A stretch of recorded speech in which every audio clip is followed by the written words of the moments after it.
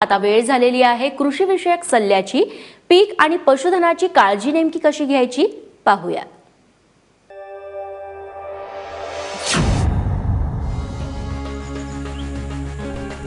कोकणामध्ये उन्हाळी भात रोपांची लागवड केलेल्या भात खाचरांमध्ये 2 ते 3 सेंटीमीटर पर्यंत पाण्याची पातळी ठेवावी।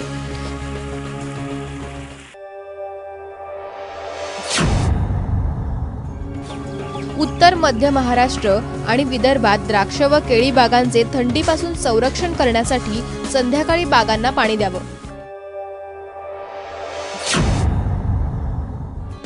ऊस लागवडीपूर्वी 100 लिटर पाण्यात 100 ग्रॅम कार्बेंडिझम मिसळलेल्या द्रावणात बियाणे 10 मिनिटे बुडवून ठेवावीत।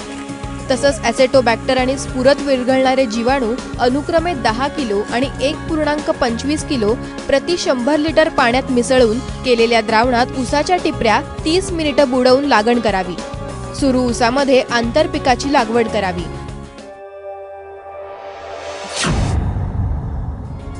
रात्रीच्या वेळी थंडी वाढत असल्यानं छोटी करडे, कोकरे यांना निवारा करावा। करडांची संख्या जास्त असल्यास गोठ्यामध्ये करडांना ऊब लागेल अशा उंचीवर 200 ते 500 वॅटचे बल्ब लावावेत। थंडीचं प्रमाण जास्त वाढल्यास गाई म्हशींच्या पाठीवर अंग झाकेल असे गोणपाट बांधावे। तसंच गोठा उबदार राहण्यासाठी शेकोटी करावी।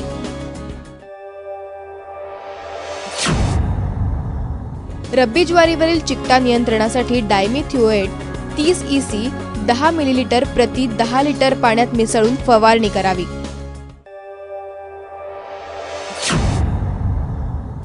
करडई पिकात काळा मावा यांचा प्रादुर्भाव आढळून आल्यास त्यांच्या नियंत्रणासाठी डायमिथिओएट 30 EC 13 मिलीलीटर प्रति 10 लिटर किंवा ॲसिफेट 75 SP 16 ग्रॅम प्रति 10 लिटर पाण्यात मिसळून फवारणी करावी।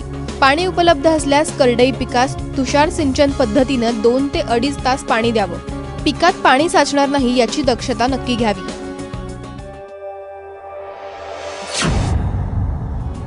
केळी पिकात अन्नद्रवाची कमतरता आढळून आल्यास पोटॅशियम नायट्रेट 1% द्रावणाची फवारणी करावी।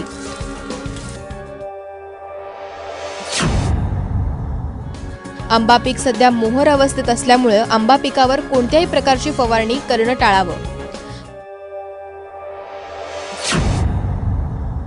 पशुधनामध्ये स्तनाद्वारे होणाऱ्या रोगाचा प्रसार नियंत्रित करण्यासाठी त्यांची स्तन पशुवैद्यकाच्या सल्ल्याने बीटाडीन प्लस ग्लिसरीनच्या द्रावणात बुडवावीत।